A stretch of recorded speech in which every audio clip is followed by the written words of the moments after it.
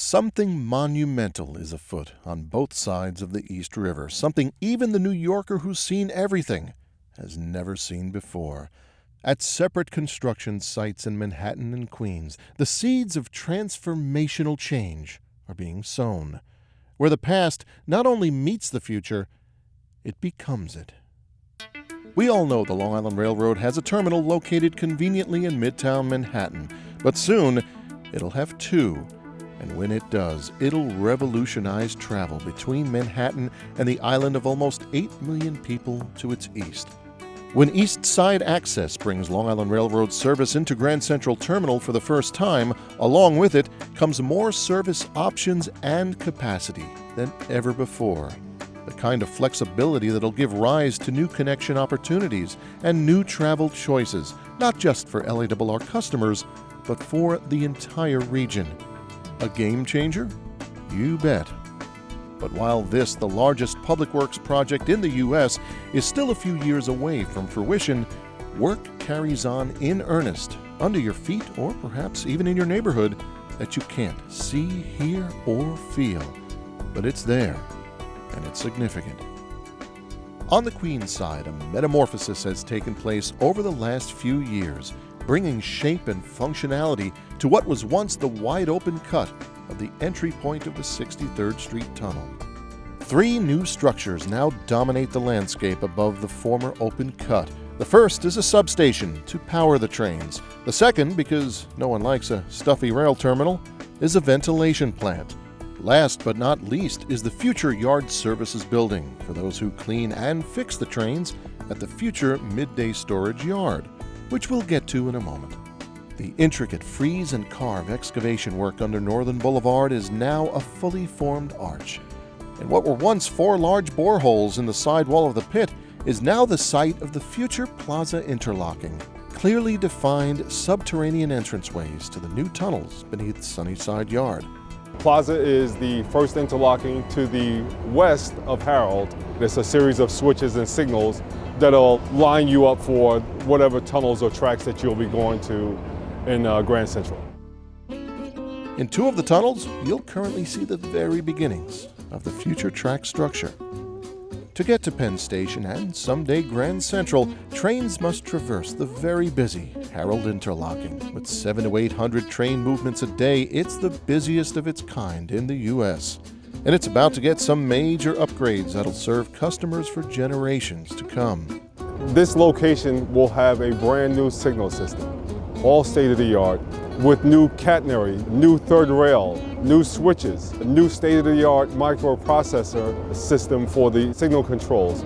You know, while you may not be able to physically touch it and look at it, it definitely improves the train operation through the area. The 3 passenger tunnels will daylight on the LIRR's main line at Harold Interlocking, and all that additional service to Grand Central will result in the need for additional train sets and a place to store, clean, and maintain them. That's where the Yard Lead Tunnel comes in. That track will allow trains to loop around Sunnyside Yard and end up in the 24-track midday storage yard, now under construction. In this location, it's an absolute must-have. The trains will take customers from Eastern terminals in the morning into Grand Central and then lay up here for the midday to be serviced.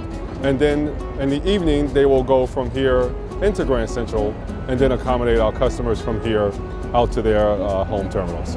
The farther away you are, the less efficient it is, the longer the trip time is, the best place for it is here. So, faster for them means faster for you. Across the East River, Manhattan bedrock beneath Park Avenue gave way to 2 fully formed and then waterproofed caverns that one day will play home to the carriages and bustle befitting a Grand Rail terminal in this grandest of grand cities. Over the past year or two, an astonishing amount of progress has been made on the station's superstructure that will one day support the 8-track multi-level passenger terminal that LIRR customers will call home.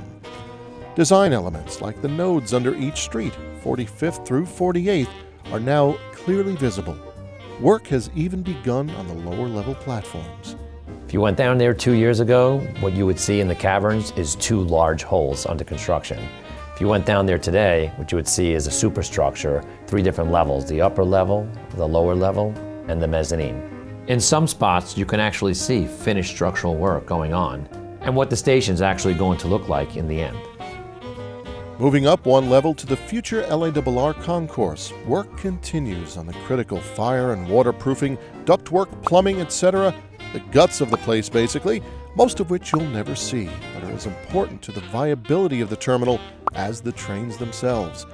And if you look closely, you'll notice the endoskeletons of many future customer amenities and facilities. Look even closer, and you'll detect some very early finishing work, like these glass panels along the 48th Street escalator bank between concourse and track-level mezzanine, or these at the escalator bank beneath 47th. Along one or two of those escalator banks, you'll see the very beginnings of, well, escalators. Just a few of the roughly 14,000 project assets to be built. The assets built now will be fully maintained while the future ones are being built, so that they all work come opening day. So how will you get down to the LIRR concourse? Well, you'll have a number of options, like escalators from Grand Central's existing dining concourse or the legendary Biltmore Room.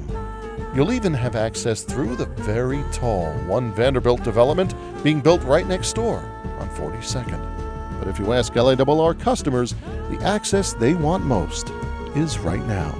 I think the east side access will be for me and maybe for my son in the future a very great direct line. It'll save me a lot of time, so I can't wait for it to happen. When it's complete, I will be thrilled because I work upstairs in the Chrysler Building from Grand Central, and it will save me a subway fare and an extra piece of my commute. I think it's a great project, would shave roughly about maybe 20 minutes off of my commute, cut down, I think, on congestion, and give people other alternatives into coming into Midtown Manhattan. Investments in transportation are really good public policy. It makes life better for all of us. You not only save time and more efficient, but it improves your quality of life. So this is really a good use of public funds, and this is what we should be doing. When the customers come in for the very first time, what they'll experience is a brand new, clean, quiet, relaxed environment. It's going to be bright, it's going to be spacious, comfortable and welcoming. We know that our customers are going to love it and that their patience will be rewarded in the end. Looking ahead to the not-so-distant future, a vastly different Long Island Railroad is on the horizon. 2 Manhattan terminals, an increased capacity through Jamaica, a main line with a desperately needed third track, better stations and fewer grade crossings, and a Ronkonkoma branch with 2 tracks instead of 1. All major projects that are on their way. There will be places to put the trains necessary to run the enhanced service, the aforementioned midday storage yard and the Mid-Suffolk yard in Ronkonkoma, and new trains to put there. Beautiful new M9 electric coaches will very soon join their M7 counterparts. Holistically, what it all amounts to is a completely transformed LIRR for you, for me, and for future generations. New Yorkers recognizing the needs of New Yorkers and getting it done.